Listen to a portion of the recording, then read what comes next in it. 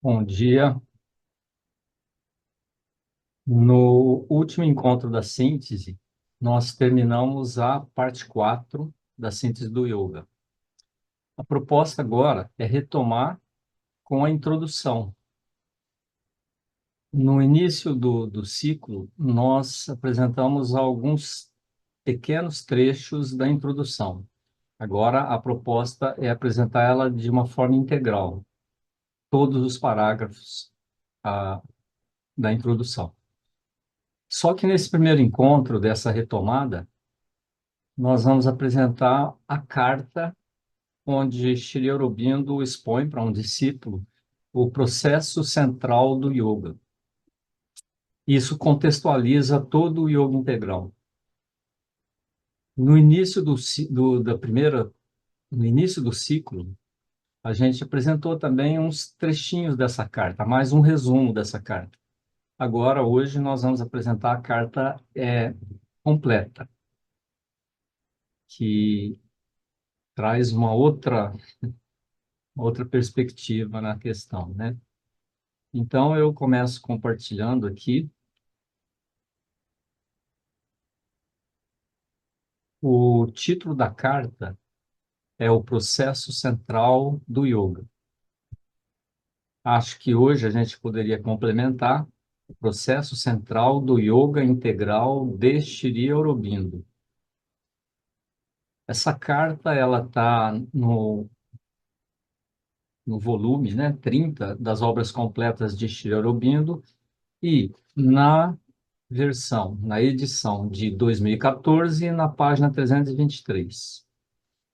Na edição em papel de 1972, ela estava num outro capítulo, item, e tinha um outro título. O título era Transformação Tripla.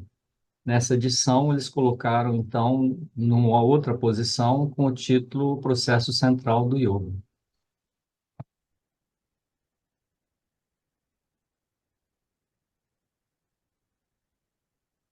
Como a gente tem feito, então, nós vamos começar com uma música para se concentrar, interiorizar e ouvir o que Aurobindo diz nessa carta.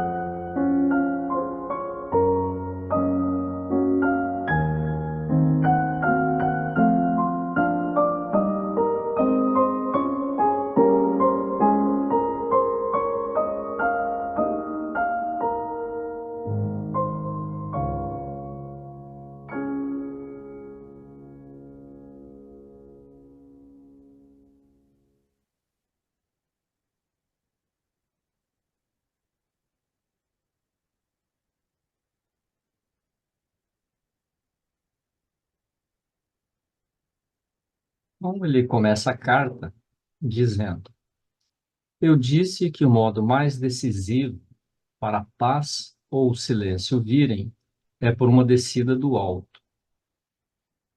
As cartas de Sri Aurobindo, elas são sempre uma resposta a alguma pergunta que algum discípulo fez por carta também.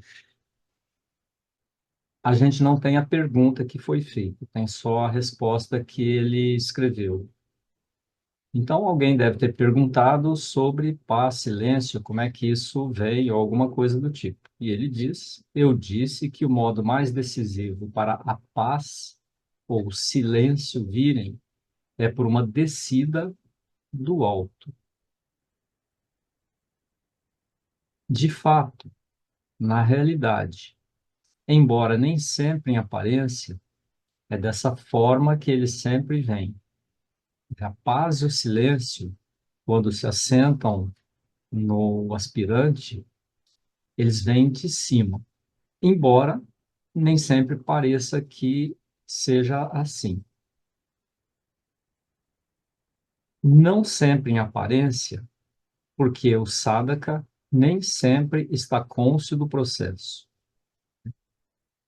Na nossa, no nosso caminhar, vamos dizer assim, a gente pode não estar ciente de como as coisas acontecem, então não parece que vem de cima, parece que vem de algum outro lugar.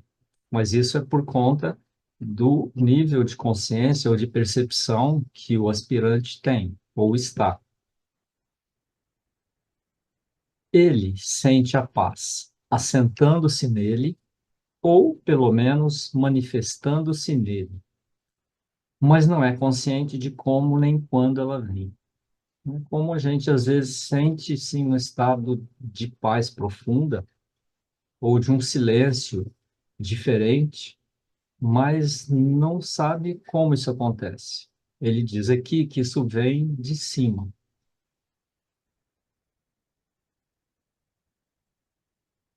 É verdade que tudo o que pertence à consciência mais alta vem de cima. Não apenas a paz e o silêncio espirituais, mas a luz, o poder, o conhecimento, a visão e pensamento mais altos, a Ananda, vem de cima. Então é como se todos esses aspectos eles descessem em cima ou a partir de cima na pessoa, embora não pareça que seja assim.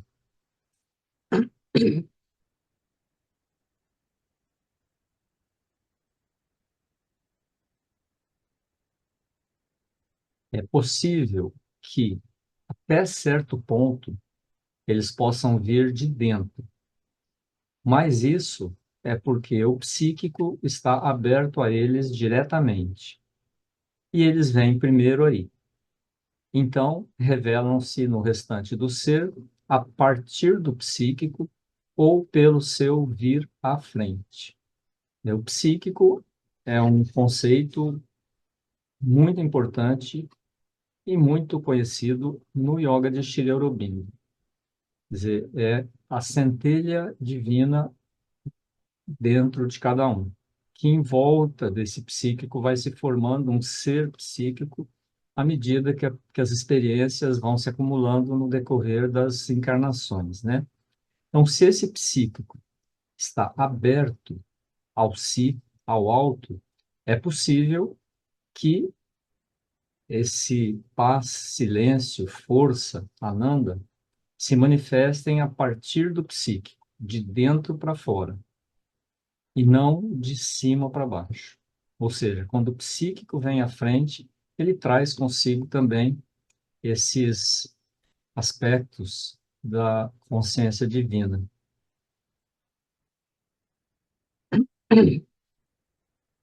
Uma revelação a partir de dentro ou por uma descida de cima, esses são os dois modos soberanos do Yoga Siddha.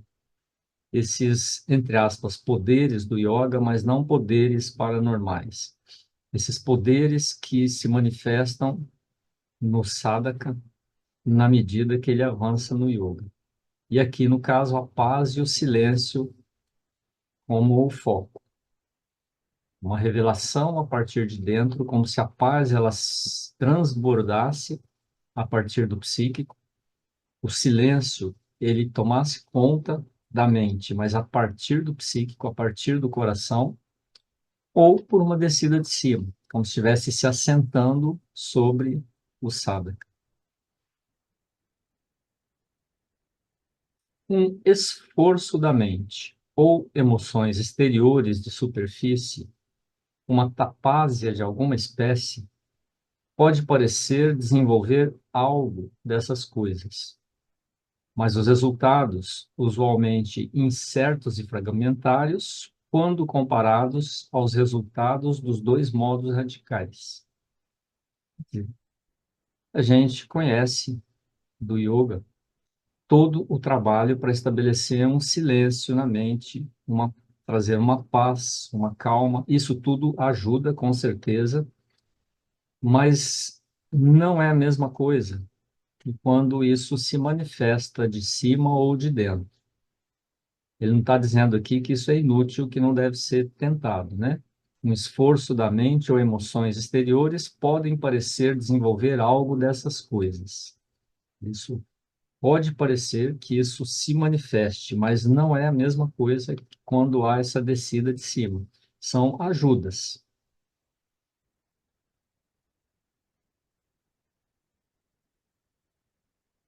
É por isso que neste yoga nós insistimos sempre em uma abertura da mente vital e físico interiores para a parte mais interior em nós, o psique, e uma abertura para cima àquilo que está acima da mente, como indispensáveis para os frutos da sadhana. E aqui, nesse parágrafo, ele já começa a tocar no processo central, no ponto indispensável do yoga integral, conforme ele vislumbrou. Quer dizer, uma abertura da mente e vital e físico interiores para a parte mais interior em nós, que é o psíquico. E também uma abertura para cima ou acima, aquilo que está acima da mente, como indispensáveis para os frutos da sadhana.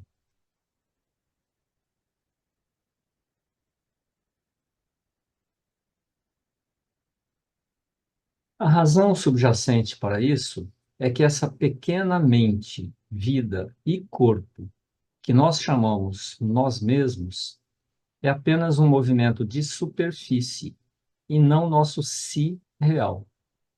Quer dizer, o que nós chamamos de nós mesmos é só uma manifestação parcial, fragmentária, limitada do que nós somos realmente em essência.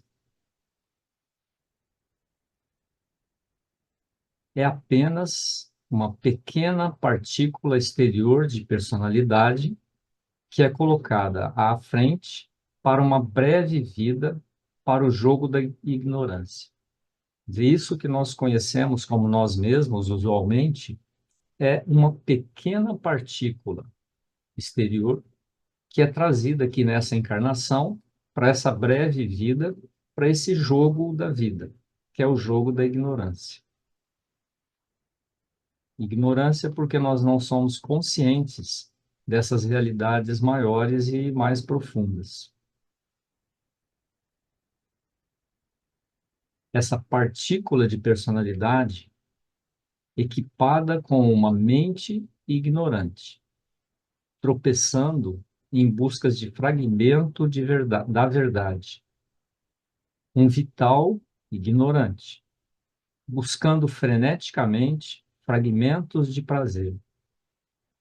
Um físico obscuro e principalmente subconsciente, recebendo os impactos de coisas e mais sofrendo que possuindo a dor ou prazer resultantes. Isso agora ele descreve como nós somos, né? Uma mente ignorante, um vital ignorante, um físico ignorante e subconsciente que vive essa vida com fragmentos de verdade É interessante a imagem que ele traz, né? Tropeçando em buscas de fragmento da verdade. E às vezes a gente encontra um fragmento, outras vezes não encontra, tropeça e cai. Quer dizer, sempre buscando esses fragmentos da verdade. Esse vital sempre buscando fragmentos de prazer de todas as formas, e esse físico que é como que inerte, subconsciente, recebendo só o impacto de tudo. E mais sofrendo que possuindo a dor ou prazer resultantes.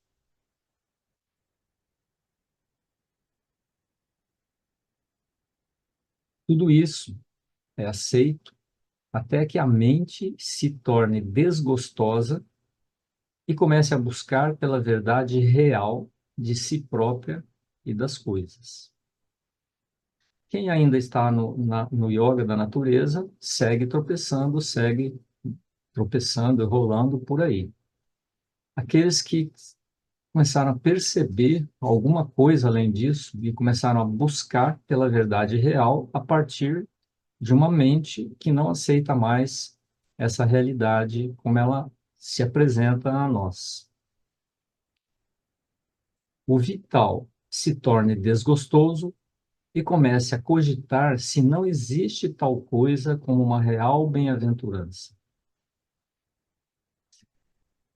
Como que se cansa ou se torna desgostoso desse jogo de prazer e dor e com contato com essas realidades maiores, será que não existe realmente alguma coisa estável, uma bem-aventurança além desse prazer e dor?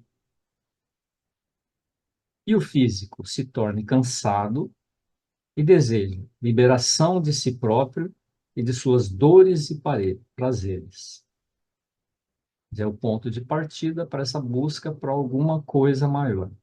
Seja na mente, seja no vital, seja no físico, seja nos três. Então, é possível para a pequena e ignorante partícula de personalidade voltar-se para seu real self. Essa nossa personalidade exterior, que a gente chama de nós mesmos e acreditamos que é tudo na nossa existência, volte-se para essa busca desse self real. E com ele, para essas coisas maiores. Essas coisas maiores, elas são propriedades, por assim dizer, desse self com S maiúsculo, desse si maior, e não dessa pequena partícula de personalidade que está aí colocada para o jogo da vida. Ou ainda, para a extinção de si própria, o nirvana, que é proposto em muitas linhas do yoga, né? A extinção desse eu, desse ego, e essa vida nesse não ego.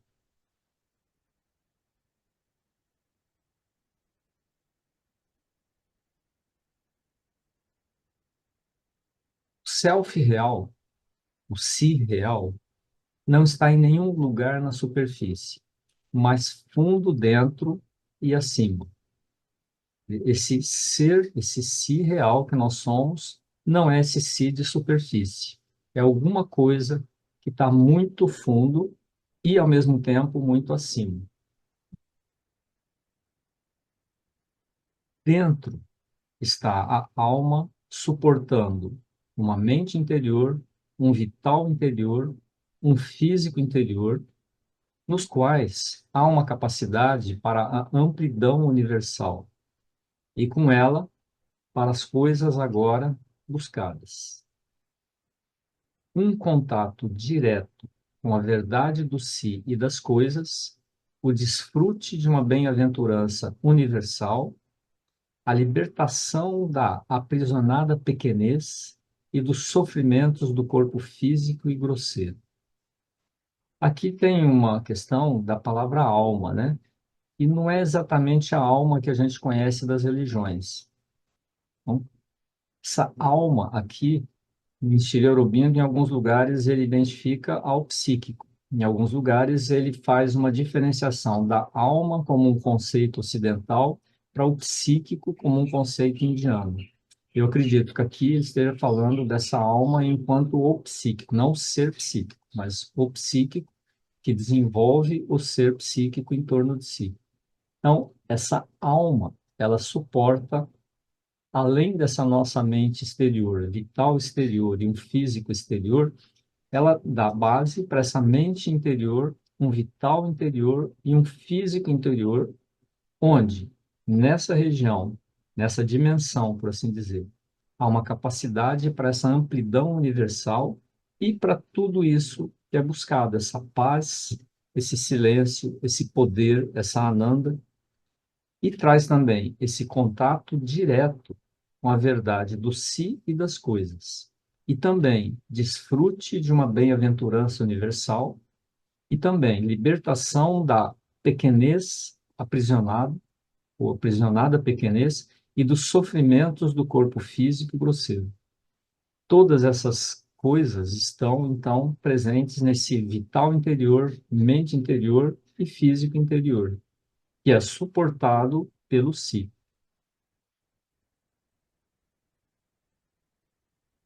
Mesmo na Europa, a existência de algo por detrás da superfície é agora frequentemente admitido, mas sua natureza é confundida e este algo é chamado de subconsciente ou subliminal, enquanto na realidade ele é muito consciente em sua própria maneira e não subliminal, mas está apenas por detrás do véu.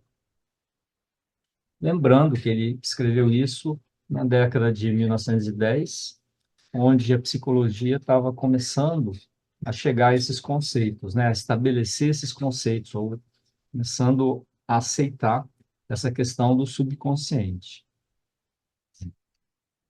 Hoje, isso é, assim, digamos, conhecimento comum, né?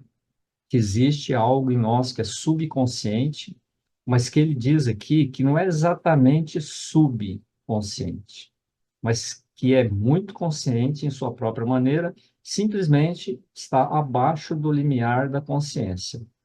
Ele traz aqui numa imagem poética apenas por detrás do véu que separa nosso plano consciente do plano subconsciente, mas que é muito consciente em sua própria maneira.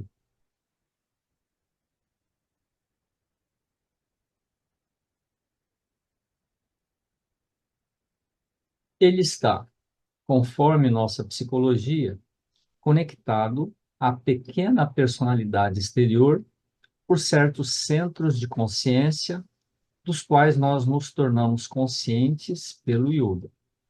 Aqui ele começa a falar dos centros de consciência, que na linguagem indiana são os chakras, né? Então, esse si interior, esse plano interior, o físico vital, o mental interior, estão conectados a essa nossa personalidade exterior, que a gente conhece, onde a gente vive, por esses centros de consciência. Esses centros de consciência são possíveis de serem tornados conscientes pelo trabalho do yoga. Apenas uma pequena parcela do ser interior escapa, através desses centros, para a vida exterior. Mas esse pouco é a melhor parte de nós, e responsável por nossa arte, poesia, filosofia, ideais, aspirações religiosas, esforços para o conhecimento e perfeição. Esse, esse ser interior, esse físico, vital e mental interior, é onde essas coisas estão e se manifestam aqui nesse ser exterior através da abertura desses chakras, abertura desses centros de consciência. Então, a arte com A maiúscula, né? Ele não escreveu com A maiúscula, mas a gente pode pensar na arte, enquanto arte, poesia, filosofia, os ideais maiores, né? Mais elevados, todas as aspirações religiosas estão nesse ser interior e se manifestam a partir da abertura desses centros de consciência que são conseguidos pelo yoga. O yoga é uma forma, né, de abertura desses centros. Mas Os centros interiores estão, em sua maior parte, fechados ou adormecidos. Abri-los e torná-los ativos é uma das metas do yoga. Uma das metas do yoga. Quer dizer, a abertura dos chakras, a abertura dos centros, possibilita que essa parte mais elevada, mais nobre do ser completo se chegue à superfície e se manifeste aqui no nosso plano atual, vamos dizer assim, nosso plano exterior. Isso é uma das metas do yoga. Conforme eles se abrem, os poderes e possibilidades do ser interior são também elevados em nós. Tudo que existe de grande e de forte no ser interior começa a ser manifestado no ser exterior, que, sem dúvida, tem algo disso, né? Porque os centros, eles não estão totalmente fechados ou lacrados. Alguma coisa se manifesta em graus diferentes, em pessoas diferentes. Essas manifestações são também elevadas exteriormente quando esses centros se abrem e esses poderes começam a se manifestar.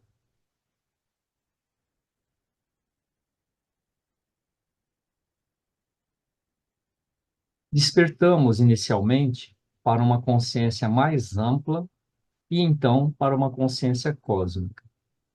E aí, eu imagino que é quando os centros já estão bem abertos, né? Já estão bem ativos. Esse despertar para uma consciência mais ampla é uma experiência comum no yoga. A sua consciência, a sua percepção começa a se ampliar e começa a ver um pouco mais que uma consciência fechada, uma mente, um vital fechado. O próximo passo, então, é se despertar para essa consciência cósmica que abrange tudo, que percebe unidade em tudo. Mas esse despertar inicialmente e progressivamente, como tudo em Shri Aurobindo, é uma experiência comum no yoga, né? Essa ampliação de consciência para outros campos, ou para outras realidades que normalmente nós não estamos conscientes.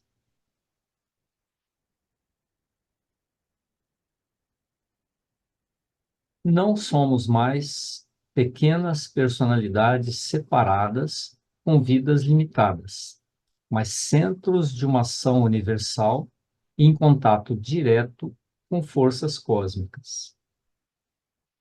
Aqui, ele fala também em outros lugares que nós sempre estamos em contato com forças cósmicas e somos como que uma marionete dessas forças cósmicas. Quando os centros se abrem, e progressivamente se abrem, e esse contato com o ser interior, que está em contato direto com o si, com o psíquico, ser psíquico, psíquico e o si. Isso começa a se tornar uma percepção, uma realidade presente. Então, há a percepção de que nós não somos mais essa pequena personalidade que hoje a gente se percebe assim, separadas e com nossas vidas individuais e limitadas, mas apenas centros de uma ação universal, centros de manifestação desse divino cósmico. E esses centros estão em contato direto e consciente, ele não fala aqui, mas a gente pode acrescentar de outras partes, em contato direto e cada vez mais consciente com essas forças cósmicas. E se torna, então, um instrumento dessas forças, um instrumento consciente dessas forças cósmicas. Mais ainda, ao invés de sermos brinquedos relutantes dessas forças, como o é a personalidade de superfície, podemos nos tornar, até certo ponto, conscientes e mestres do jogo da natureza. O quão longe isso vai depende do desenvolvimento do ser interior e de sua abertura acima para os níveis espirituais mais altos. À medida, então, que esses centros se abrem que a consciência de superfície começa a tomar consciência dessas realidades interiores, entra em contato através do ser interior, com essas forças cósmicas, é possível, até certo ponto, que a gente se torne consciente e mestre de jogo da natureza, não um joguete da natureza, não um brinquedo relutante, como ele fala aqui. Relutante porque às vezes vem essa força e nós relutamos em fazer o que essa força está nos trazendo. Mas ela é mais forte e acontece, que acaba acontecendo. Ou a gente pode ir contra, conseguir temporariamente, mas depois ela vence e faz o que é que deve ser feito. Então, até certo ponto, a gente pode se tornar consciente e colaborar com essas forças cósmicas, fazendo o trabalho que ela traz para a gente fazer. E ele alerta, né? Quão longe isso vai, essa consciência e mestre desse jogo da natureza, depende do desenvolvimento, do estágio do desenvolvimento desse ser interior e do quão aberto para os níveis espirituais mais altos ele está. Tudo em Sri Aurobindo é uma progressão. Não tem nada que é assim, um estalo e já está tudo pronto. Ao mesmo tempo, a abertura do centro do coração liberta o ser psíquico, que nos impele a tornarmos cônscios do divino dentro e da verdade mais alta acima de nós. Essa progressão de abertura dos centros, dizendo, no caso específico do centro do coração, o que vem à frente é o psique. Aqui lembrando que não é o coração das emoções, é o centro do coração, chakra do coração, anahata. E a abertura desse centro do coração faz com que o psíquico venha à frente e nos torna conscientes do divino no centro do coração e também dessa verdade mais alta acima, que está acima.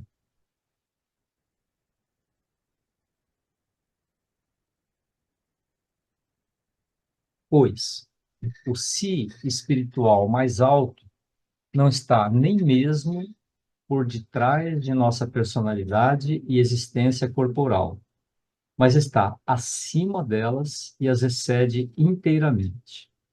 Aqui ele coloca o si com S maiúsculo.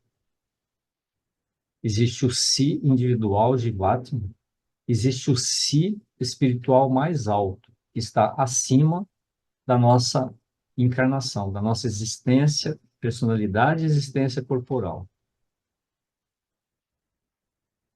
O mais alto dos centros interiores está na cabeça. É o Sahasrara, lótus de 1000 pétalas.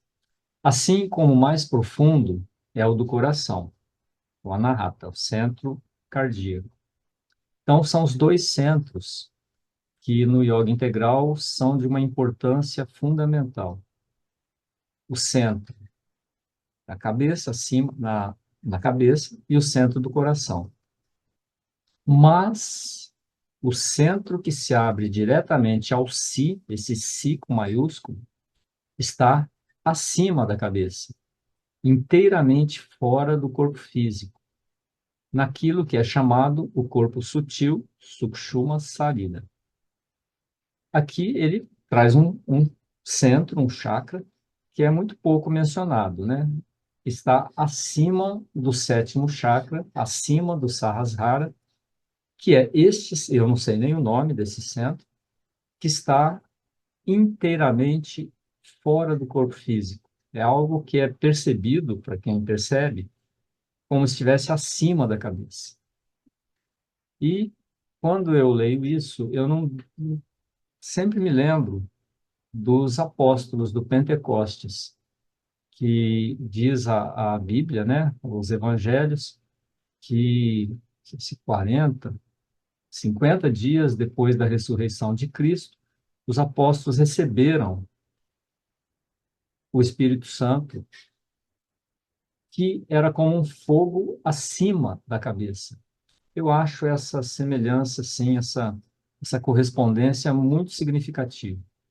É como se nos próprios evangelhos tivessem essa percepção que Sri Aurobindo nos traz aqui.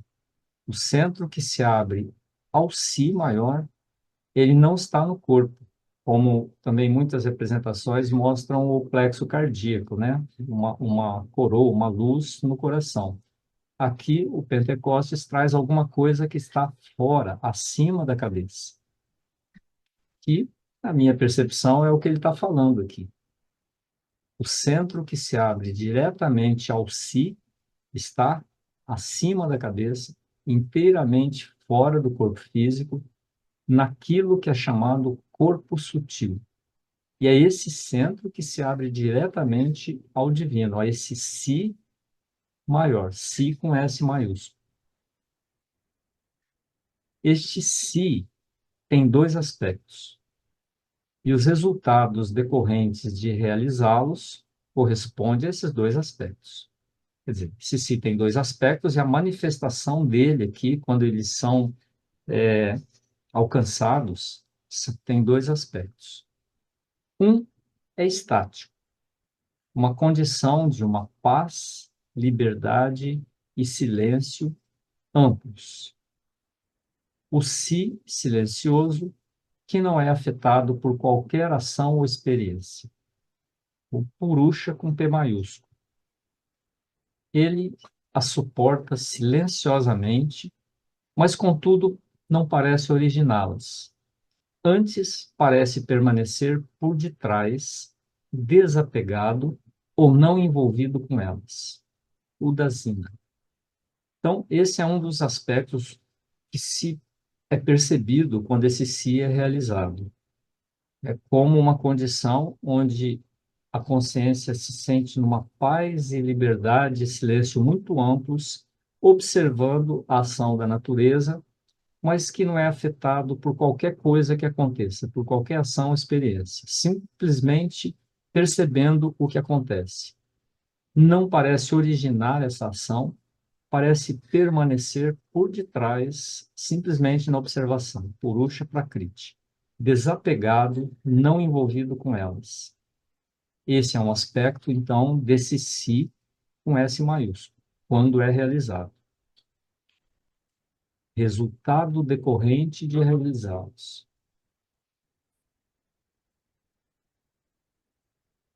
O outro aspecto é dinâmico e é experienciado como um si ou espírito cósmico que não apenas sustenta, mas origina e contém toda a ação cósmica. Não apenas a parte que se refere aos nossos sis físicos, mas também de tudo o que está além deles. Esse mundo e todos os outros mundos, tanto as extensões suprafísicas quanto as extensões físicas do universo. Esse é o segundo aspecto desse si maior, que é concomitante a esse aspecto separado, desapegado, longe, que só observa o que está acontecendo, mais um outro aspecto, que é esse si, o espírito cósmico, que origina e contém toda a ação cósmica. É um si dinâmico, então. E não só aquilo que se refere a nós, aos nossos sis físicos, a nossa existência individual, mas tudo, tudo em todos os planos. Tudo nas extensões físicas do universo, todas as ações, as moções aqui, no nosso plano físico, mas também todas as ações, moções nas extensões suprafísicas. Esse mundo e todos os outros mundos. Então, parece um paradoxo, né? Uma percepção dupla. Um que é um si que está completamente longe, desapegado, distante de tudo que acontece, que nem origina, nem sustenta, nem nada, e o outro que é tudo, que mantém tudo, que origina e mantém tudo, isso ao mesmo tempo. Além disso, nós sentimos o si como uno em tudo, mas também nós o sentimos como acima de tudo, transcendente. ultrapassando todo o nascimento individual ou existência cósmica. De novo, uma percepção paradoxal. Você perceber, sentir, ser esse si, que é um com tudo que existe, que acontece, que é dinâmico, que é o vir a ser, e ao mesmo tempo, esse si que está acima de tudo, que está fora de todo o nascimento ou própria existência cósmica. É um estado de consciência duplo, né? Percebe essas duas coisas ao mesmo tempo, quando é realizado.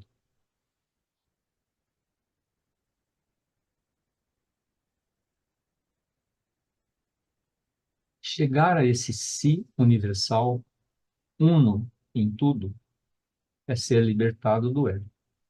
Claro, se você realiza essa unidade com tudo, o seu ego deixa de ter sentido. Ele passa a ser só um elemento do jogo, porque você se percebe como tudo, uno com tudo. Se percebe como uma unidade universal na existência. Aí o ego, ele se torna uma circunstância. O ego ou se torna uma pequena circunstância instrumental na consciência, ou mesmo desaparece completamente de nossa consciência. Circunstância instrumental. Ele é um instrumento, ele é um recurso que você tem para existir no mundo, mas ele não tem uma existência própria real. Seu ego como que se torna um instrumento, ou ele pode mesmo desaparecer completamente de nossa consciência. Simplesmente não tem mais ego. Você é uno com tudo, você é tudo. Essa é a extinção ou nirvana do ego, que é um dos aspectos da realização desse si universal. Muitas vezes, esse nirvana, esse estar nesse estado, é representado como a condição do sábio, a manifestação daquele que realizou o divino. Entrar no si transcendente, acima de tudo, nos torna capazes de transcender inteiramente mesmo a consciência e ação cósmicas. Este pode ser o caminho para uma completa libertação da existência de mundo, que é também chamada extinção, laya, moksha, nirvana. Então, para quem busca esse objetivo, quer dizer, ao entrar nesse si, ao identificar-se, ao realizar esse si transcendente, que está acima de tudo, esse si individual transcende inteiramente tudo. Tem uma libertação completa dessa existência de mundo, porque se torna uno com o universo. Isso, então, é o que é chamado de nirvana, moksha ou laya, dependendo. Essa dissolução nesse si universal. Identificação com o todo.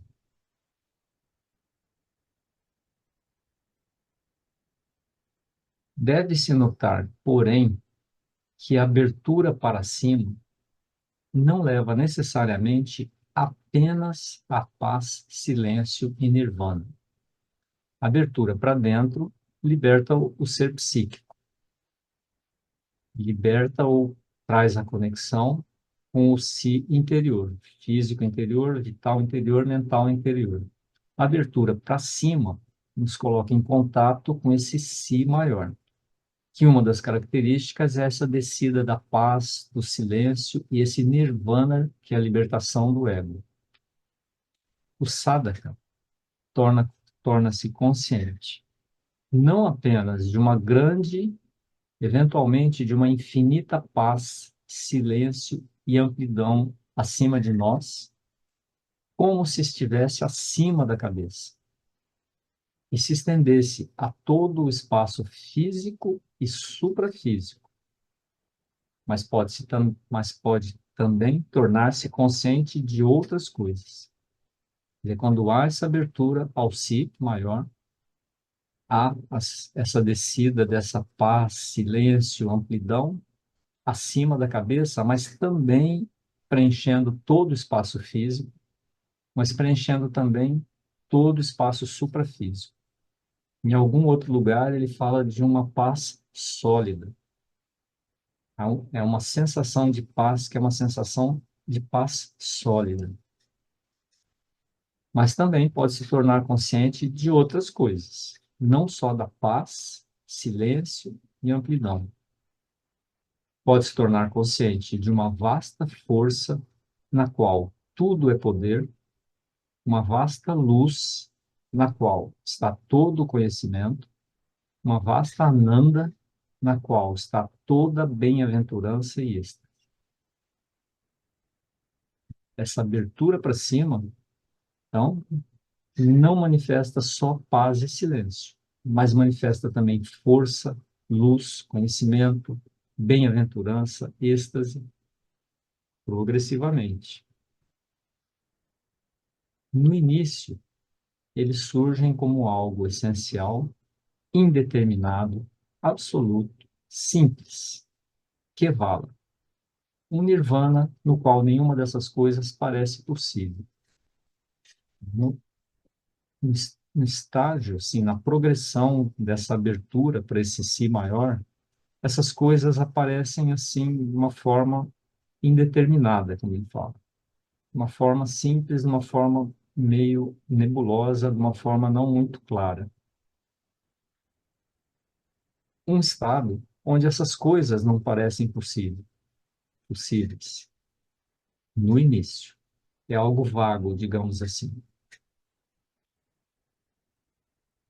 Mas nós podemos vir a perceber também que essa força contém todas as forças, essa luz, todas as luzes, essa ananda, toda a alegria e bem-aventurança possíveis.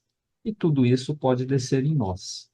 Quer dizer, essa coisa que no início é sutil, vaga, nebulosa, ocasional, isso pode começar a descer de uma forma mais incisiva, de uma forma mais definida, de uma forma mais ampla. E esse seria o processo de alcançar esse estado, né? Porque a força contém todas as forças, a luz, todas as luzes, e Ananda, toda alegria e bem-aventurança possíveis. Só que no início isso não é percebido assim.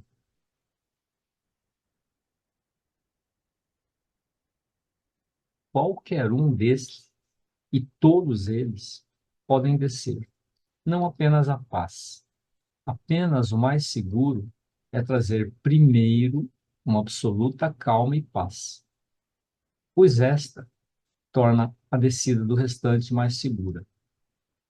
Então, quando ele fala aspirar pela descida de uma paz e calma, porque se a natureza ela vai se preparando para receber o restante, porque se não for assim, de outro modo, pode ser difícil para a natureza exterior conter ou sustentar tanta força, luz, conhecimento ou ananda. E se a calma e paz não descerem primeiro, se chegar primeiro, ou se a aspiração for pela força, pela luz, conhecimento, e isso começar a se manifestar, isso pode desequilibrar o ser. Então, é mais seguro a descida da calma e paz primeiro, e depois dessas outras coisas. Então, todas essas coisas juntas constituem o que nós chamamos a consciência espiritual mais alta ou consciência divina. É a consciência que tem essa força, luz, conhecimento, ananda, mas principalmente no início a calma e a paz é a consciência espiritual mais alta ou consciência divina. A abertura psíquica, através do coração, nos coloca principalmente em conexão com o divino individual, o divino em sua relação interior conosco. Quer dizer, o centro do coração abre o psíquico que está em contato com o si pessoal que está em contato com o si maior. E abre, então, essa conexão com o divino individual, o divino pessoal, o divino com sua relação conosco, com nós mesmos. Esta é especialmente a fonte do amor e Bhakti, essa conexão com o divino no coração.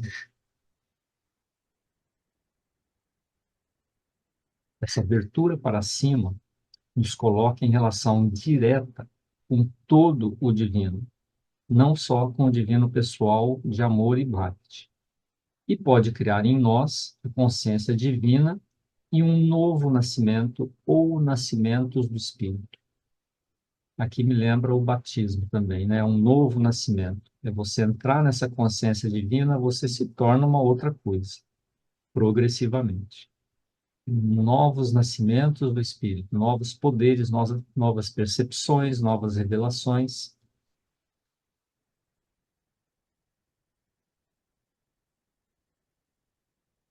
Quando a paz é estabelecida, essa força mais alta, ou força divina acima, pode descer e trabalhar em nós.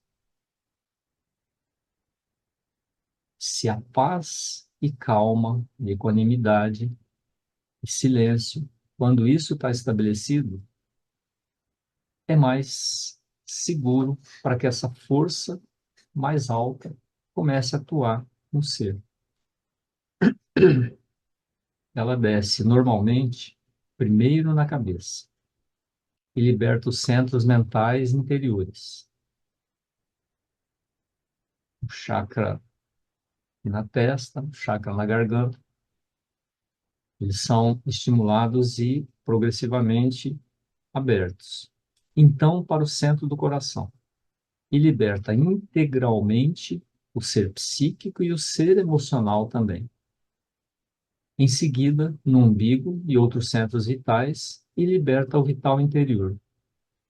Então, no Muladhara e abaixo, e liberta o ser físico interior. Interessante que ele fala Muladhara e abaixo, porque os 7 chakras são os mais importantes, mas tem outros, né? Aqui está uma descrição do que, quando se fala que no yoga de Sri Aurobindo se trabalha de cima para baixo e não de baixo para cima.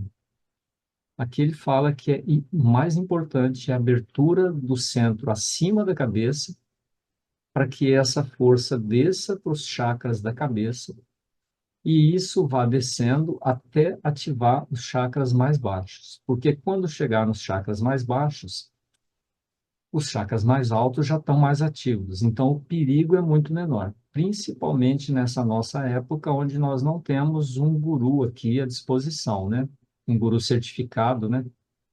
E gurus tem muitos por aí, mas um guru certificado, um guru realmente que passou por todo esse processo, que possa nos auxiliar. Todas as linhas de yoga falam isso, principalmente as que trabalham de baixo para cima, onde você começa estimulando, na linguagem do yoga, o despertar da Kundalini, que vai de baixo para cima.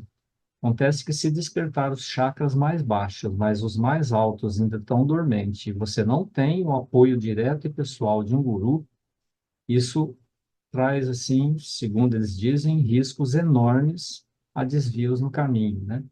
Então, Sri Aurobindo aqui traz o contrário. Primeiro, você aspira pela descida dessa paz e calma e silêncio. Depois, a força desce, mas ela vai atuando de cima para baixo. Abre o chakra espiritual, primeiro, o sétimo chakra, depois o chakra mental, depois o da expressão, depois o do coração e assim vai. Só que ele traz também que é um trabalho concomitante, abertura do chakra acima da cabeça e abertura do centro do coração, simultaneamente, porque os dois se reforçam, né? Então, desce primeiro, normalmente, primeiro na cabeça. Ele fala normalmente porque ele fala que pode ser diferente em cada um de nós, se a pessoa já estiver preparada. Mas, normalmente, primeiro ativa o chakra da cabeça. Liberta os centros mentais, vai para o coração, liberta o ser psíquico e emocional, Em seguida, no umbigo e outros centros vitais, liberta o vital interior e físico e os demais chakras abaixo. Ela trabalha, a força trabalha ao mesmo tempo para a perfeição e para a libertação. Ela toma toda a natureza, parte por parte, e lida com ela, rejeitando o que deve ser rejeitado, sublimando o que deve ser sublimado, criando o que deve ser criado.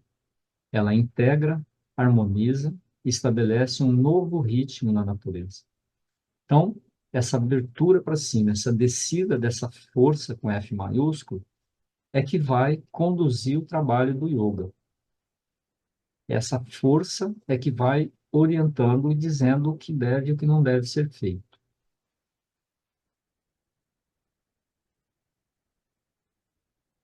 Pode trazer para baixo também uma força mais e mais alta, extensões da natureza mais alta, até que, se essa for a meta da sadhana, ou sadhana, torna possível trazer para baixo a força e a existência supramentais. Essa força maior que vai descendo, vai ampliando, vai aperfeiçoando o ser e pode trazer também a própria força e existência supramentais. Torna possível trazer para baixo a força e a existência supramentais. Tudo isso é preparado e assistido e impulsionado pelo trabalho do ser psíquico no centro do coração. Daí a importância da concentração no coração, desse contato com o psíquico e trazer o ser psíquico à frente, porque ele é um auxiliar no trabalho.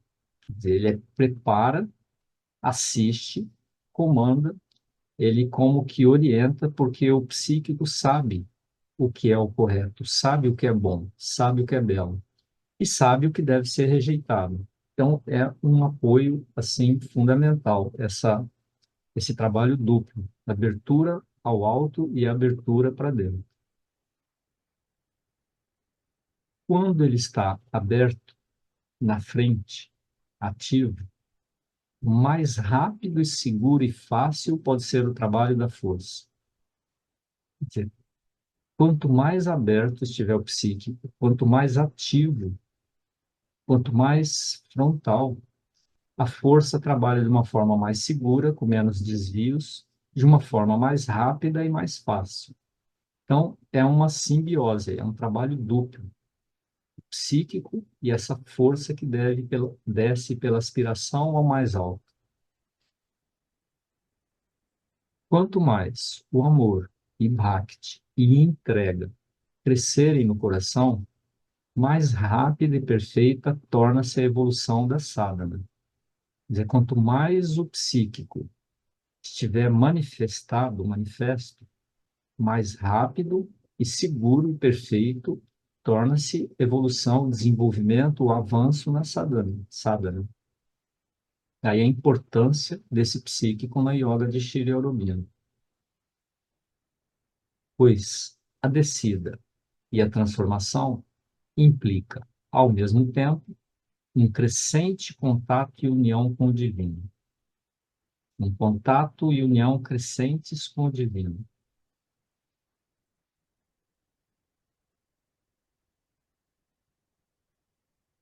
Essa é a explicação da razão e funcionamento fundamentais da sadhana. Quer dizer, esse movimento duplo e como ele acontece. Essa abertura para cima, essa abertura para dentro, um trazendo paz, silêncio e a força que vai fazer o trabalho, e o outro orientando, como que conduzindo o trabalho. É evidente que as duas coisas mais importantes aqui são a abertura do centro do coração e a abertura dos centros mentais a tudo que está por detrás e acima deles. Abertura do centro do coração ao psíquico, que está no fundo da caverna do coração, ser psíquico, e abertura dos centros mentais ao que está acima, silêncio, paz e a força. pois o coração se abre ao ser psíquico e os centros da mente se abrem para a consciência mais alta. E o nexo entre o ser psíquico e a consciência mais alta é o principal meio do Siddhi, que é a perfeição no yoga, às vezes traduzido com poderes, mas é a perfeição que traz poderes. A primeira abertura é efetuada por uma concentração no coração, um chamado para que o divino se manifeste dentro de nós e, através do psíquico, tome e conduza toda a natureza. E, através do psíquico, do ser psíquico, ele tome a condução de todo o trabalho do yoga. Aspiração, prece e bhakti, amor e entrega, são os principais suportes dessa parte da sadhana, acompanhados por uma rejeição de tudo o que se coloca como um obstáculo no caminho daquilo que nós aspiramos. Então, tem o lado positivo, essa aspiração, e o lado negativo, que é uma rejeição a tudo que atrapalha esse caminho. E aqui ele traz aspiração ao psíquico, a manifestação do psíquico, prece, bhakti, amor e entrega. São os principais suportes dessa parte, da concentração no coração. Mas também esse lado negativo, rejeição de tudo que atrapalha, de tudo que desvia.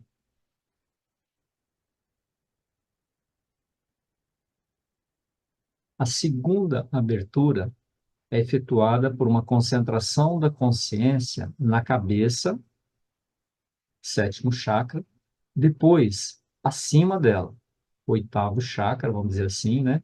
Que eu não sei o nome.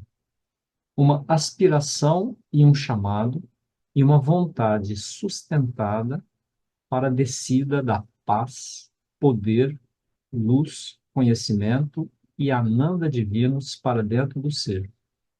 Esse é o segundo aspecto, segunda abertura. Quer dizer, na cabeça, lótus do alto da cabeça, né?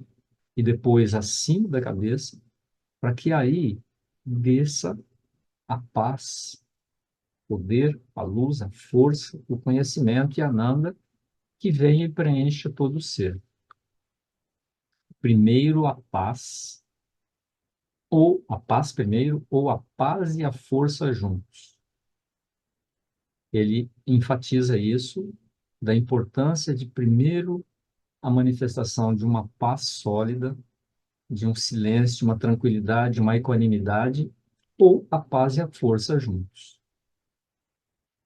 Alguns realmente recebem, primeiramente, a luz ou a Nanda, ou algum súbito derramar-se de conhecimento.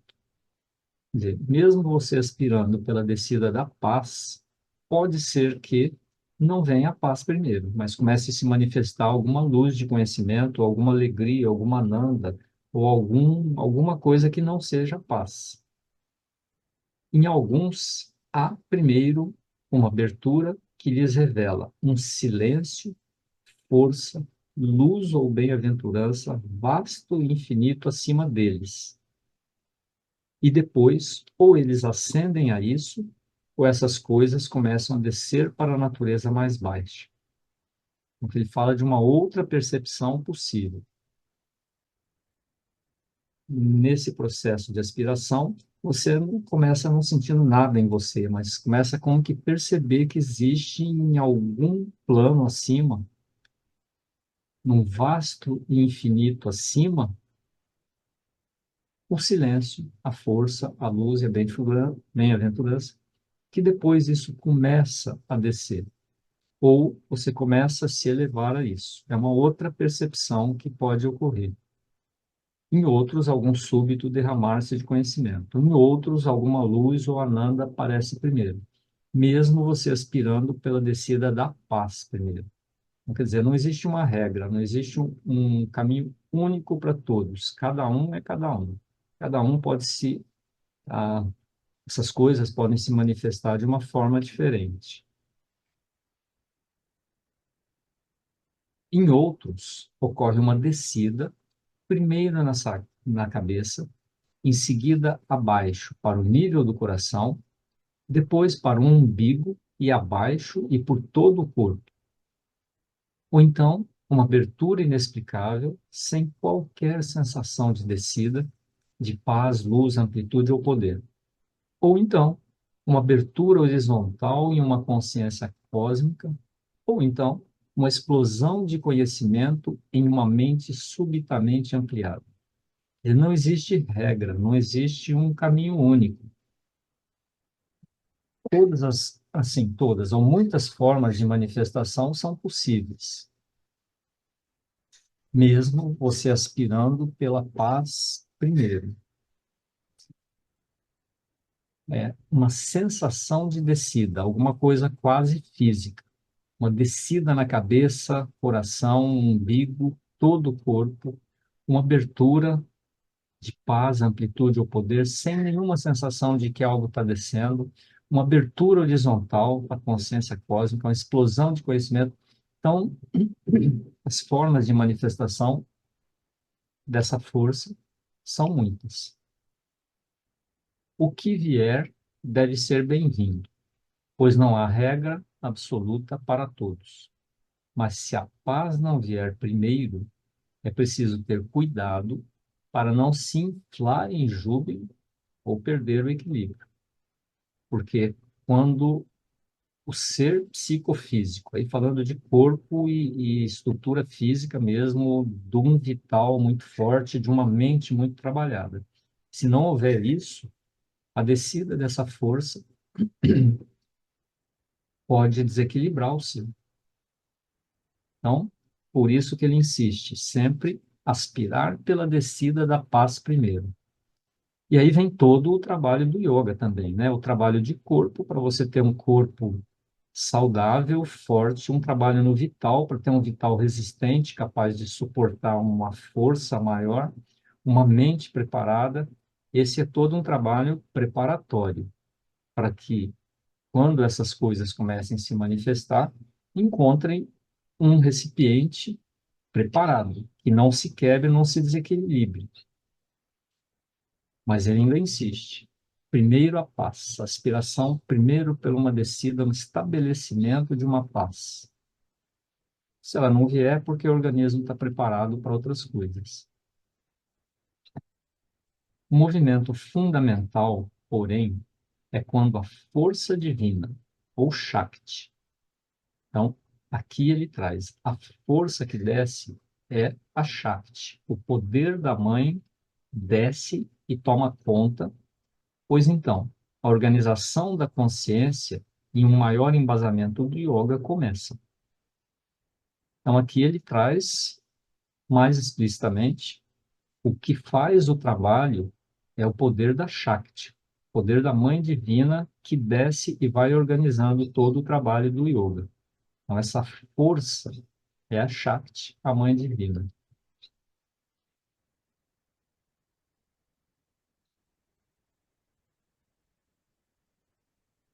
O resultado da concentração não é geralmente imediato, embora para alguns venha um florescimento rápido e repentino, mas para a maioria há um tempo de adaptação ou de preparação, mais curto ou mais longo, especialmente se a natureza não foi preparada em uma certa medida por aspiração e tapásia. De novo, não tem uma regra para todo mundo, mas normalmente não é porque você começou a concentrar no coração e na cabeça hoje que daqui uma semana, um mês, essas coisas vão começar a acontecer.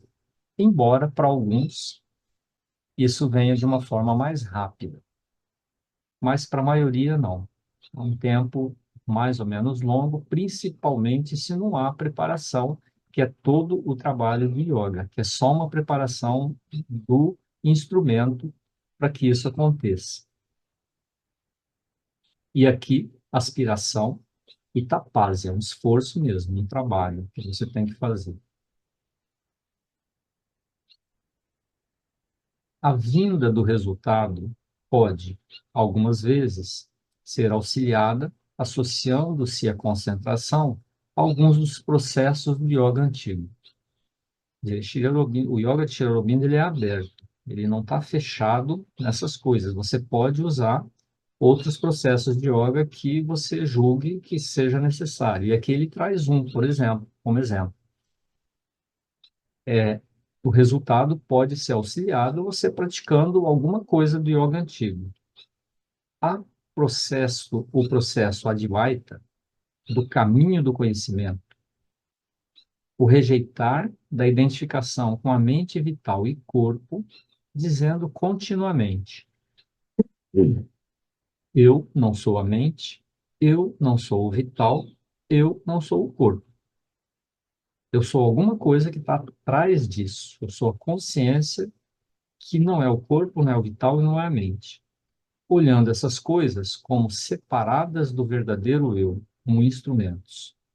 Então, eu não conheço esse Advaita, mas parece que lá existe esse repetir, como se fosse um mantra, né? Não sou a mente, não sou o vital, não sou o corpo. Isso ajuda a fixação da consciência ou a separação da consciência de que você é essa mente, você é esse vital, você é esse corpo. Isso pode auxiliar para alguns.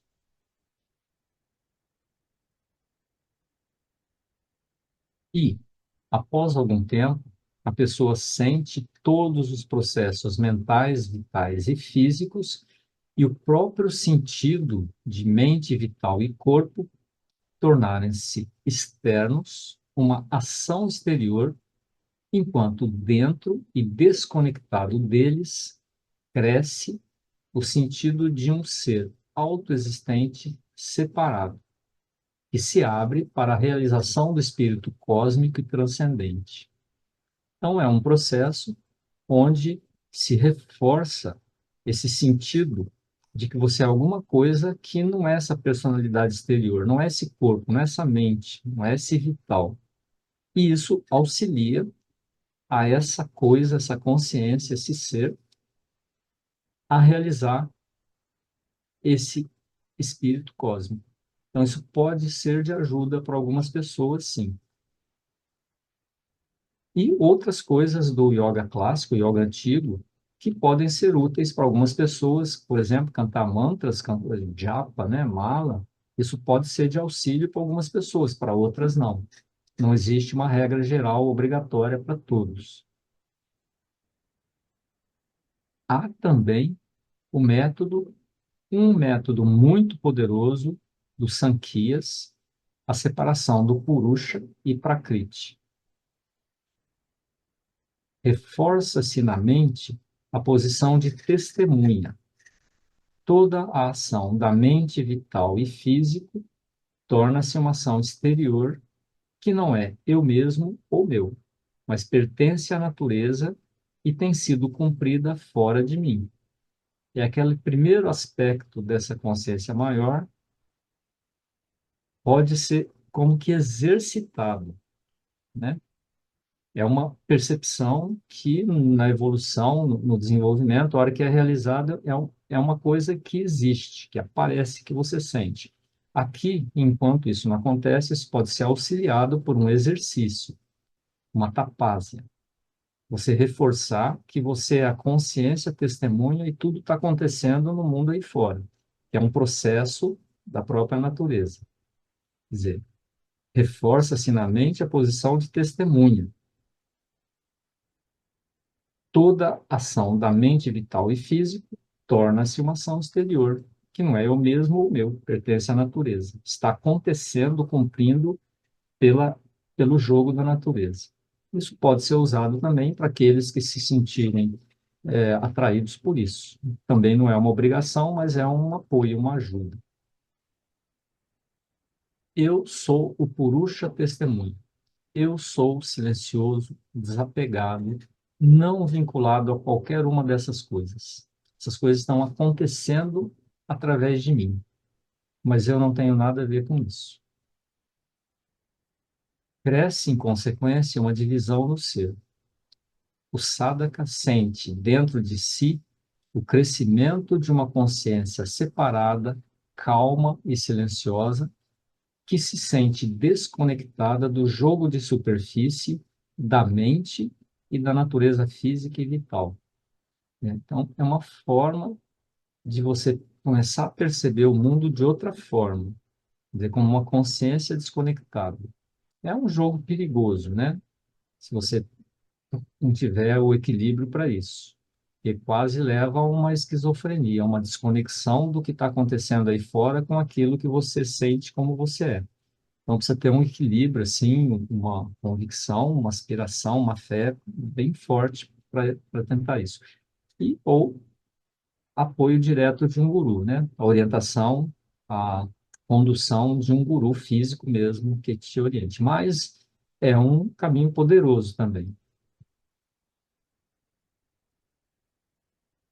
Usualmente, quando isso ocorre, é possível trazer para baixo muito rapidamente a paz da consciência mais alta e a ação da força mais alta e o avançar pleno do yoga. Quando você consegue se perceber com a consciência testemunha e a ação no mundo como algo exterior a você, como algo da Prakriti.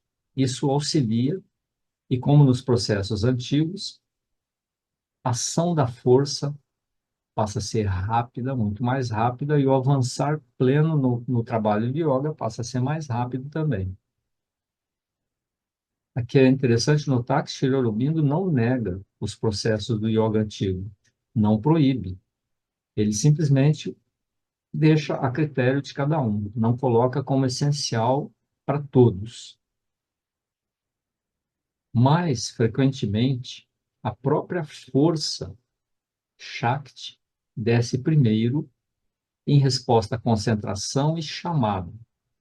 E então, se essas coisas são necessárias, ela as faz e utiliza qualquer outro meio ou processo que for útil ou indispensável. E a concentração pela descida da Shakti, pela descida da força, se ela traz a necessidade de um processo de yoga antigo, isso deve ser incorporado no seu yoga. Fica aí a critério de cada um incorporar ou não os processos de yoga antigo. E quando essa força começa a descer, ela faz e utiliza qualquer outro meio ou processo que for útil ou até mesmo indispensável para cada um.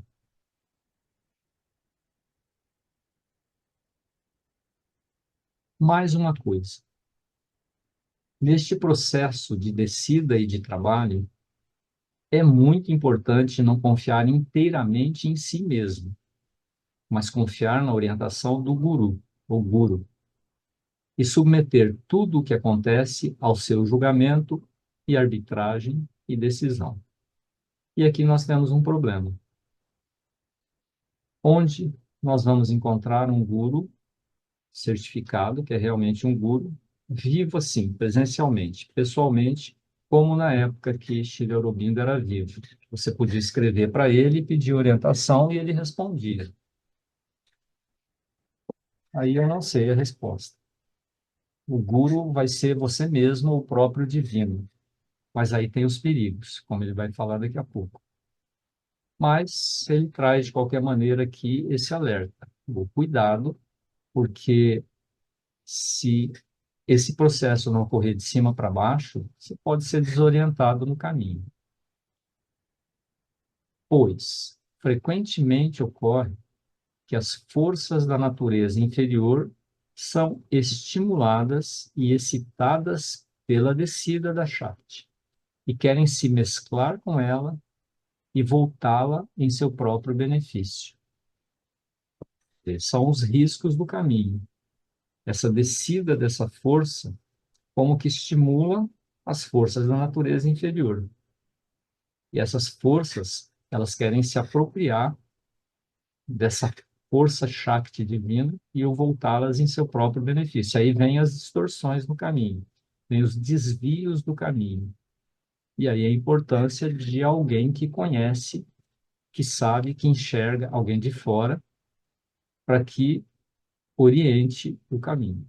Como é difícil a gente encontrar um guru exterior, a gente tem que contar com o nosso próprio guru interior, que é o psique. Aí, mais importante ainda, o ser psíquico está à frente, porque é dito aqui que ele sabe o que é correto, ele sabe o que é bom e o que não é bom. Então, ele pode ser o seu próprio guru interior. Muitas vezes acontece também que algum poder ou poderes não divinos em sua natureza se apresentam como o Senhor Supremo ou como a Mãe Divina e reivindicam o serviço e a entrega do ser. É um outro perigo. São os mestres falsos. São os poderes não divinos que se disfarçam de um poder divino e exigem a entrega e o serviço. E aí é um outro problema. Se você está em contato com o psíquico, ele está à frente, esse perigo é menor, como ele vai falar daqui a pouco. Mas são os perigos que nós temos que estar alertas, né? Porque existem poder ou poderes não divinos na sua natureza que se apresentam como o próprio divino, como o próprio Senhor Supremo ou como a própria Mãe Divina e reivindicam o serviço e a entrega do ser. E se essas coisas são aceitas, haverá consequências extremamente desastrosas. Eu não sei avaliar isso, mas às vezes a gente vê seitas satânicas. Não sei se isso é uma brincadeira ou se as pessoas acreditam mesmo, mas é como se esses seres tivessem cativado, não de alguma forma, algumas pessoas que se entregam a seitas satânicas. Não sei até que ponto elas são realmente, ou é só uma fantasia, né? Mas existe por aí.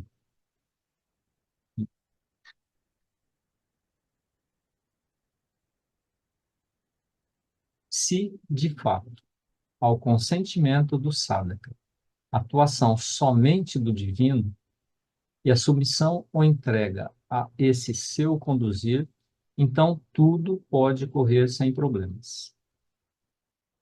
Aí vem a necessidade da discriminação do que é realmente o que vem do divino, o que é que vem de um poder que se traveste de divino. Esse consentimento e uma rejeição a todas as forças egoísticas ou forças que apelam ao ego é a salvaguarda em todo o processo da sadhana. Então, aqui vem uma primeira dica. Você pode discriminar se o poder é divino ou se o poder é um não divino travestido de divino, se o que é exigido é alguma força que apela ao ego, é alguma força egoística. Então, é um primeiro critério para você distinguir o que vem do divino e o que não vem do divino. Mas os caminhos da natureza estão cheios de armadilhas, os disfarces do ego são inúmeros, as ilusões dos poderes das trevas, Rakshasi Maya, são extraordinariamente habilidosas, ou habilidosos, né? Disfarces e ilusões. E aí isso é um problema, porque se esses poderes são muito habilidosos, eles podem te enganar. A razão é um guia insuficiente e muitas vezes se torna um traidor. O desejo vital está sempre conosco, tentando nos fazer seguir qualquer chamado sedutor. E é um problema, não? Nós temos uma razão que não é muito clara e às vezes vem a racionalização para justificar uma coisa que o nosso vital deseja. E o vital está sempre aí querendo nos fazer seguir esse chamado sedutor. Esta é a razão pela qual, neste yoga, insistimos tanto no que chamamos samarpana, ou samarpana, inadequadamente representado pela palavra entrega. Quer dizer, Eu não conheço o significado amplo de Samarpana ou Samarpana, mas ele diz aqui que entrega é uma palavra que não representa exatamente o que significa esse conceito em sânscrito. Aí vem o alívio, né? Se o centro do coração está totalmente aberto e o psíquico está sempre no controle, então não há questão, tudo é seguro. Então aqui nós temos o nosso guru pessoal, que é o psíquico, o ser psíquico, o contato com esse plano que é o nosso guru interior que sabe o que é e o que não é. Então aí a importância crucial desse psíquico à frente, desse psíquico conduzindo todo o trabalho da sadhana. Mas o psíquico pode, a qualquer momento, ser velado por uma irrupção do mais baixo.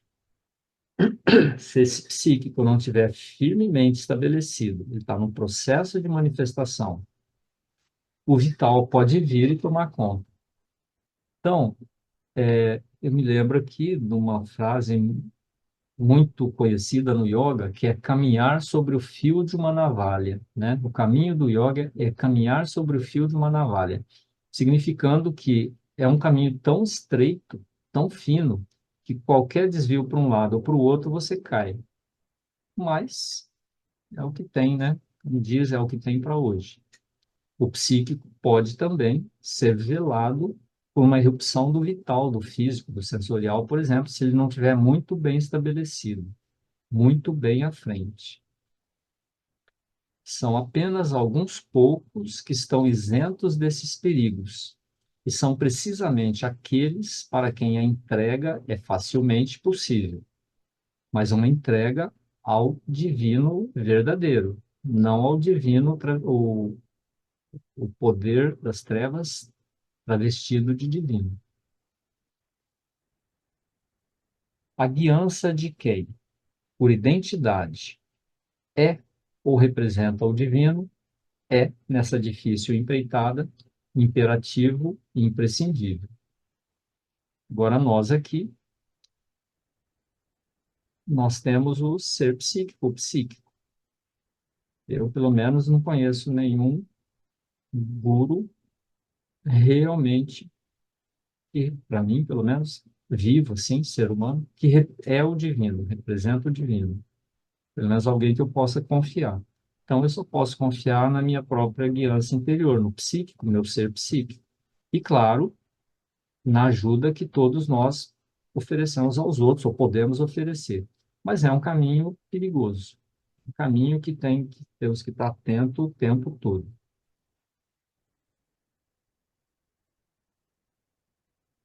O que eu escrevi pode ajudá-lo a ter uma ideia mais clara do que eu quero dizer com o processo central do yoga. E aqui eu acrescento do yoga integral de Shri Aurobindo, embora possa ter alguma relação com todos os outros yogas, né? Eu escrevi de forma extensa. Veja bem, isso é uma única carta, é uma carta bem extensa. Mas, naturalmente, pude abranger apenas as coisas fundamentais.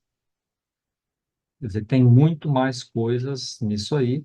Ele poderia possivelmente escrever uma obra inteira sobre o processo central, mas ele abrangeu nessa carta apenas as coisas fundamentais desse processo central. O que quer que pertença à circunstância e detalhe deve surgir na medida em que a pessoa desenvolve o método. Ou melhor, o próprio método se desenvolve, pois isto é o que usualmente ocorre quando há um início efetivo da ação da sadhana. E aí, na medida que cada um vai tentando isso da sua própria maneira, vão aparecer os problemas, as questões, as dúvidas, e isso ele não tem como tratar aqui eventualmente. Seria o guru atendendo direto e pessoalmente cada um de nós nas nossas dúvidas. Aí você tem que recorrer ao seu guru, que é o seu psíquico. Aí, de novo, a importância de ter esse psíquico à frente, manifesto, ativo. E aí acabou a carta.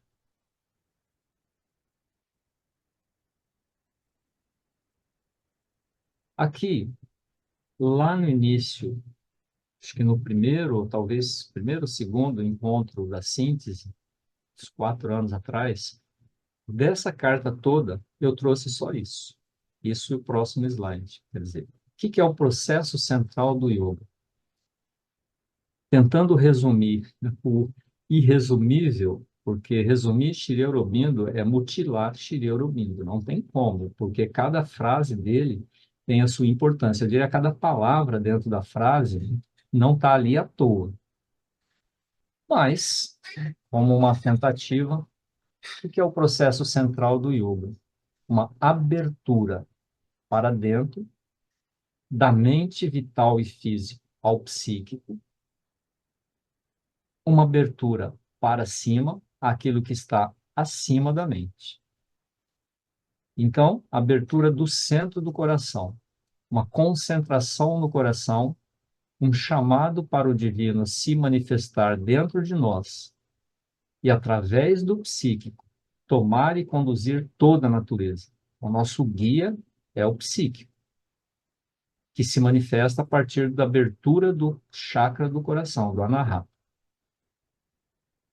E abertura dos centros mentais. Ele não fala do centro mental, dos centros mentais, que é o sétimo, sexto e quinto chakra. Quer dizer, o Sahasrara, o Ajna e o Vishuddha. Vocês falam assim. Concentração na cabeça, posteriormente acima da cabeça, e uma aspiração e chamado e uma vontade sustentada para a descida da paz, poder, luz, conhecimento e Ananda. Descida da Shakti divina, com todos os seus aspectos, para dentro do ser. Mas ele ressalta várias vezes na carta, né? Primeiramente, uma absoluta calma e paz. Se isso não vier primeiro, é porque você está preparado.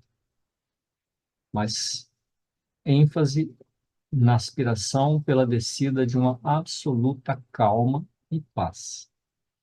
E a ênfase é na entrega, um consentimento para o trabalho divino somente entrega a essa guiança. Uma rejeição a todas as forças egoísticas ou que apelam ao ego. Então, aqui está uma tentativa de resumir a carta, mas ela é muito mais que isso. E foi o que foi trazido lá no primeiro encontro da síntese. E aqui, num quadro, juntando um pouco de uma outra carta sobre a tripla transformação, ou transformação tripla, para fechar agora a apresentação de hoje, ele fala numa transformação psíquica, uma transformação espiritual e uma transformação supramental.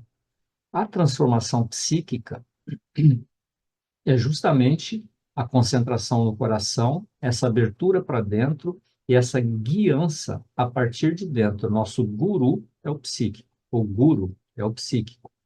Isso traz uma transformação psíquica, que é o psíquico vem à frente. Eu não sei se é o primeiro passo, mas é um passo muito importante, que concomitantemente, uma transformação espiritual, que é uma aspiração e entrega, uma concentração no alto da cabeça, uma abertura ao Si Supremo, que está acima da cabeça, e vem também uma guiança a partir de cima. Essa aspiração pela paz, força, conhecimento, Ananda, para baixo e para dentro. Quer dizer, a descida da Shakti divina com todos os seus poderes, mas sempre pensando na paz primeiro. Isso traz a transformação espiritual, que é o estabelecimento da Shakti divina e a força fazendo o seu trabalho aqui de yoga. E, finalmente, a transformação supramental, que não pode ser provocada. É uma graça da Mahashakti. Tudo o que se pode fazer é uma preparação, é tornar-se um meio apropriado através de toda a parte 4 que ele explica, que é purificação, libertação e perfeição. Tudo isso é só um trabalho preparatório para tornar o instrumento psicofísico aberto para que essa força possa descer com mais facilidade e preparado para receber a força. Então, todo o trabalho de yoga integral que a gente viu nesses 4 anos é um trabalho de preparação, é um trabalho de purificação, libertação e perfeição que torna as outras transformações mais fáceis e mais rápidas. Abertura, aspiração e entrega. Então, o processo central, agora resumido em uma figura, uma aspiração, uma entrega e uma abertura para cima. Quer dizer, aí a recomendação é que essa carta seja lida com calma. É uma tradução livre, né? Tem muitas inversões no inglês. O inglês tem muito essa inversão, né? Inversão de termos aí, que, como é uma carta traduzida há muito tempo, eu deixei as inversões de termo mesmo. Uma tradução livre, vamos dizer assim. Mas é uma coisa fundamental no yoga de Sri Aurobindo. Bom, então, para terminar, tem uma música, e eu estou repetindo a música da semana passada, da semana do mês passado, e aí a gente termina.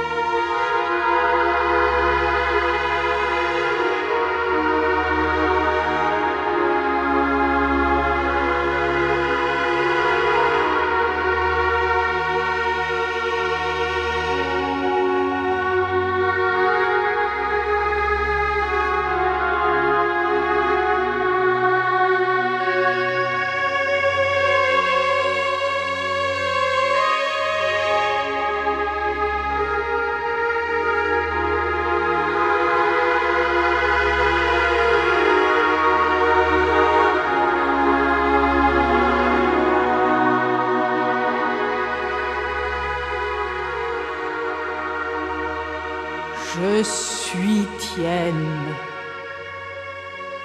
absolument, intégralement tienne, tienne, sans réserve.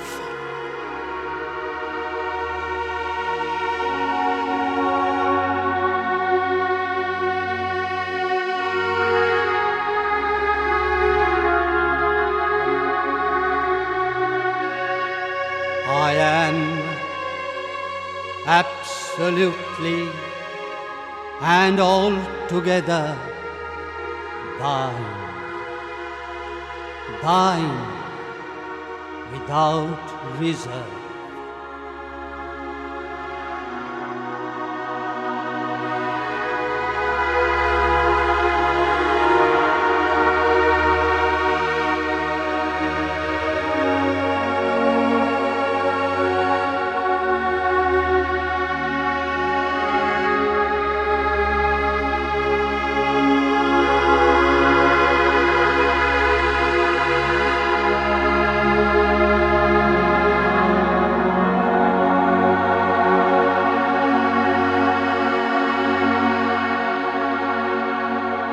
मन्नाथः श्री जगन्नाथो मद्गुरुः श्री जगद्गुरुः मदात्मा सर्वभूतात्मा तस्मै श्री गुरवे नमः।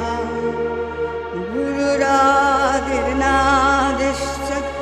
गुरोः परमदैवतं गुरोः परतरं नास्ति तस्मै श्री गुरवे नमः। तस्मै श्री गुरवे नमः। तस्मै श्री गुरवे नमः।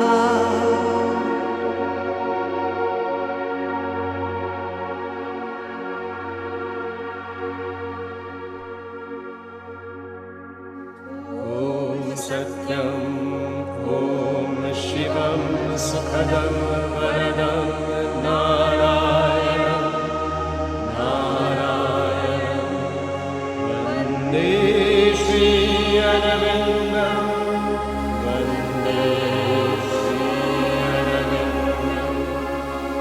एव हि महादेवः स एव हि महाहरिः स एव ज्योतिषां ज्योतिः स एव परमेश्वरः नारायणः परो ज्योतिरात्मा नारायणः परः नारायणः परो ज्योतिरात्मा नारायणः परः नारायणः परम ब्रह्मतत्त्वं नारायणः परः नारायण परो ध्यातध्यानं नारायणः परः कृष्णाय गोपीनाथाय गोविन्दाय नमो नमः कृष्णाय गोपीनाथाय गोविन्दाय नमो नमः श्रीपदारविन्दे भवभयभेदच्छिदे वन्दे दामोदरगुणमन्दिर सुन्दरवदनारविन्द गोविन्द नारायण करुणामय शरणं वन्दे श्रीअरविन्द ते चरणारविन्दं शरणं शरणं शरणं शरणं शरणं शरणं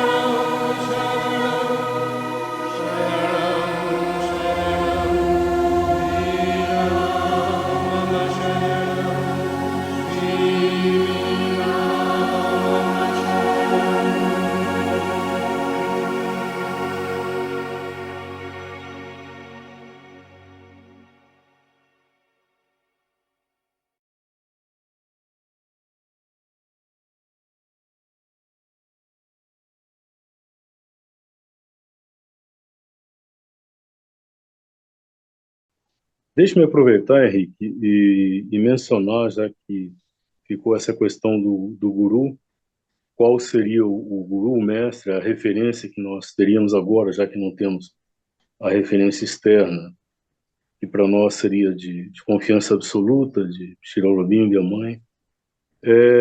Eu pensei que seria interessante antecipar uma passagem da síntese do yoga, uma frase das 4 ajudas, que você vai depois abordar, mas eu acho que só para já colocar isso nesse momento, Sim.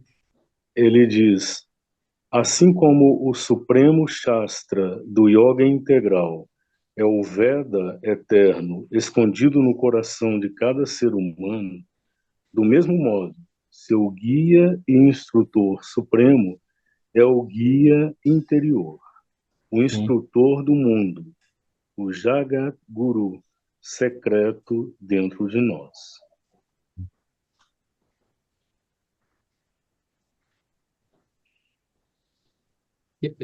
Que eu entendo que é o psíquico, o ser psíquico.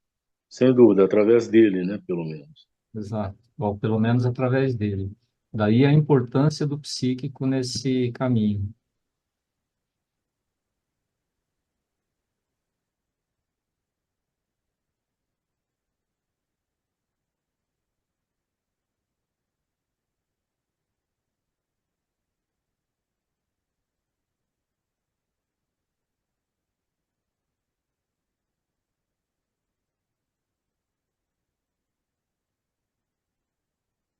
Alguém está perguntando se o texto está no site da casa. Eu não me lembro, tá? Mas ele vai ser disponibilizado junto ao vídeo. Não me lembro se essa carta, porque é uma carta, assim, foi uma tradução livre para um estudo pessoal. Eu não sou tradutor. Tem coisas ali que eu modificaria hoje, né? Mas eu acho que tem. Posso até dar uma consultada. Se não tem, tem pelo menos um resumo. Mas vai estar. Nós estamos disponibilizando todos os textos abordados numa pasta no Google Drive. Isso não está ainda com o link disponibilizado, mas em breve vai ser disponibilizado. Aí você tem um acesso a todos. Deixa eu ver se está no site da casa, que eu nem me lembro.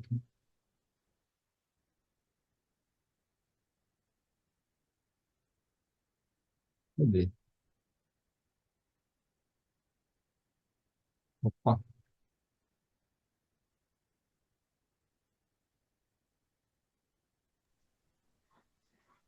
Você sabe dizer se está na publicação da casa, Consciência que Vê? Não. Eu não sei. Aí eu não sei. Não sabe dizer, né? Sei dizer. Quase com certeza não está. Não, não está no site da casa, não.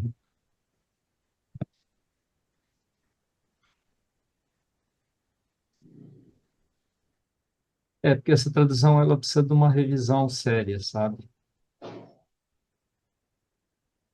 Não, não está mesmo.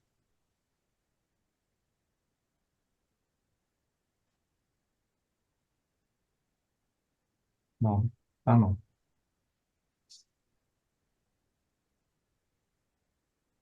Mas os slides eles vão ser disponibilizados na forma de slides, né? Não na forma de um arquivo de texto, assim, do jeito que está, né?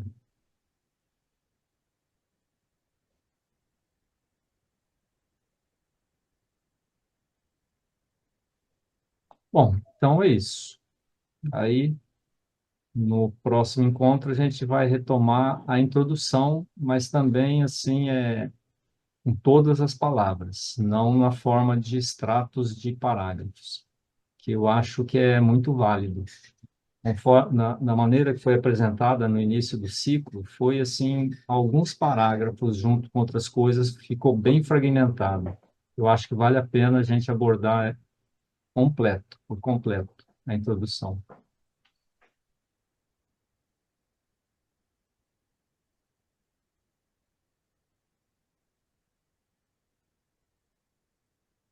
Bom, então é isso.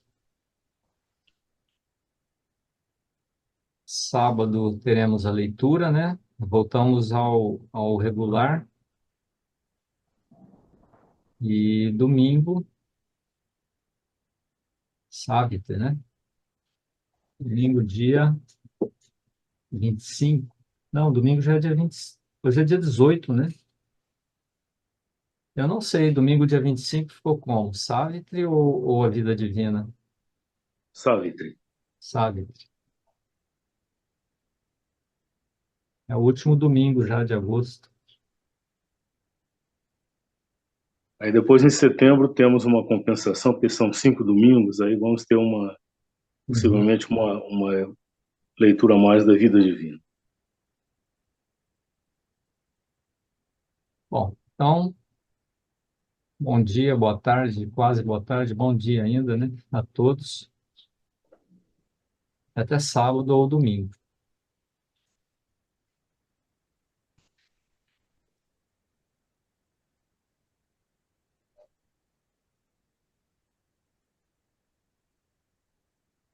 Alguém pergunta se o link vai ser disponibilizado aqui nos encontros de domingo? Não. O link para a pasta vai ser disponibilizado no comentário do vídeo. O vídeo vai para o YouTube. Aí tem o título, depois embaixo tem um trecho para comentários. O link vai ali, nos comentários do vídeo. Aliás, já tem alguns vídeos com esses links. Não estão em todos os vídeos, mas nos mais recentes. A pasta já está no Google Drive e eu vou colocar o link ali. No vídeo, então, no próprio vídeo. Certo? Até mais, então.